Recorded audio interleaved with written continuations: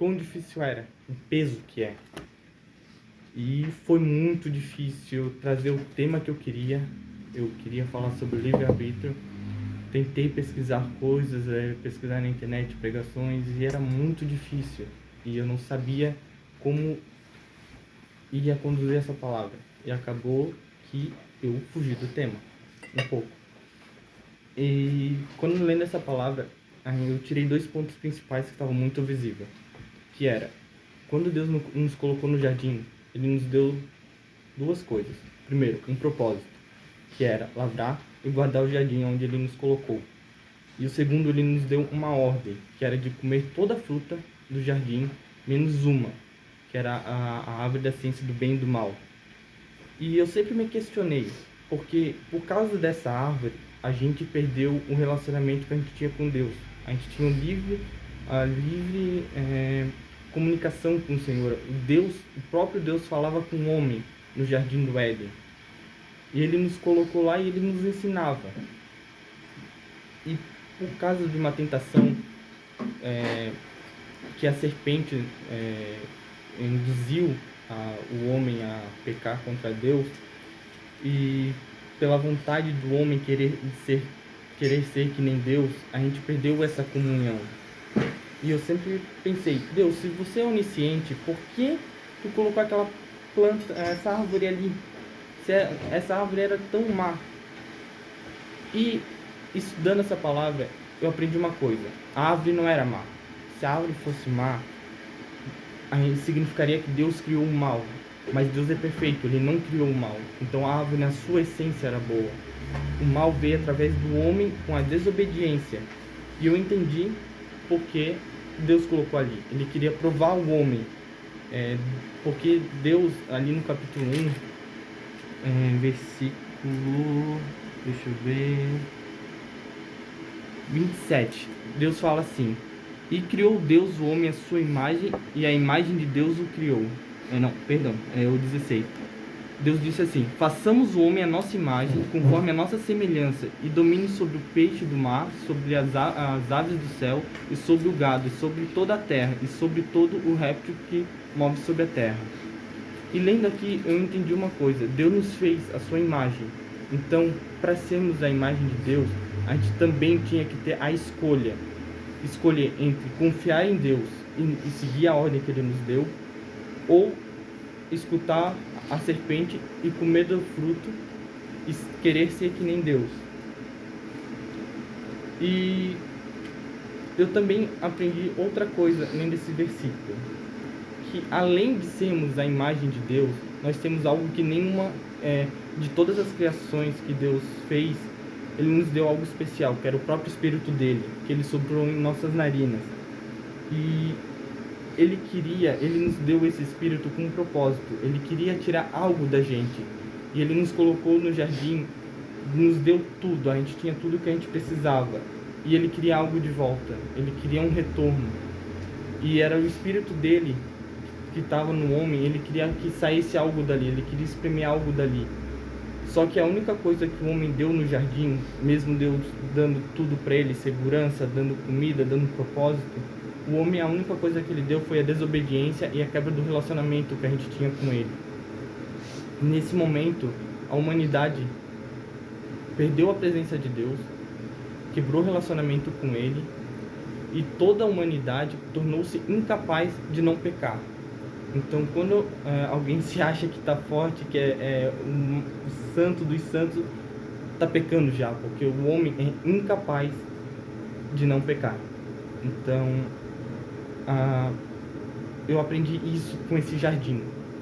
E a partir dali, Deus começa a planejar um plano para restaurar a comunhão que Ele tinha.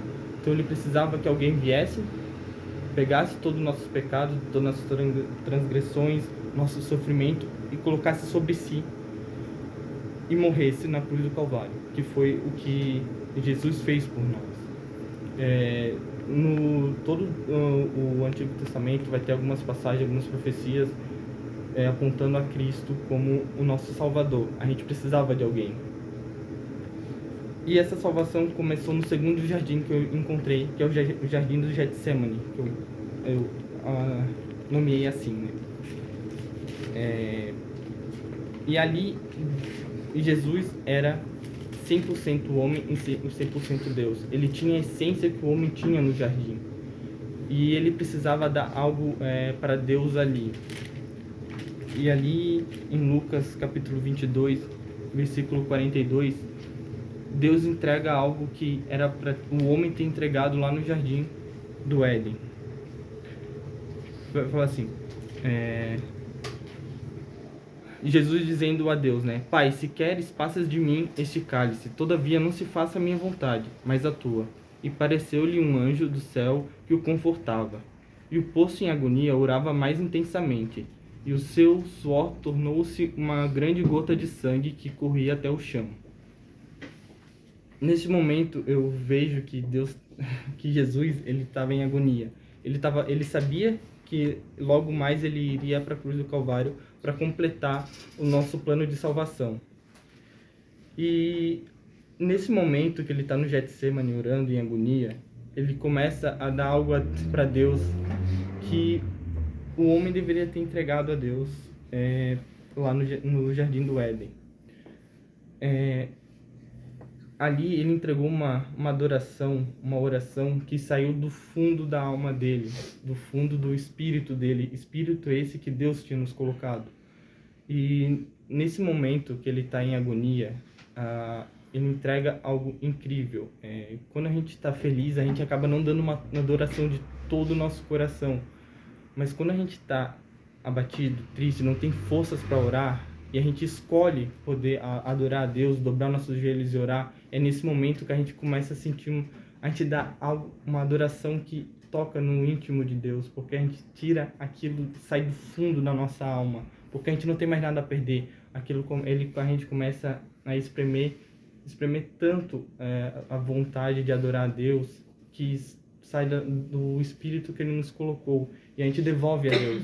E essa oração que Jesus entregou aqui, era nesse sentido. Ele era 100% homem naquele momento e também era 100% Deus.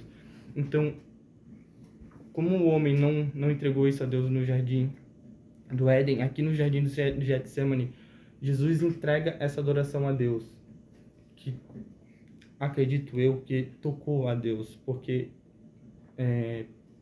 ele estava em tanta agonia que ele não queria morrer, mas ele não quis que se cumprisse a vontade dele, né? Mas sim a vontade de Deus.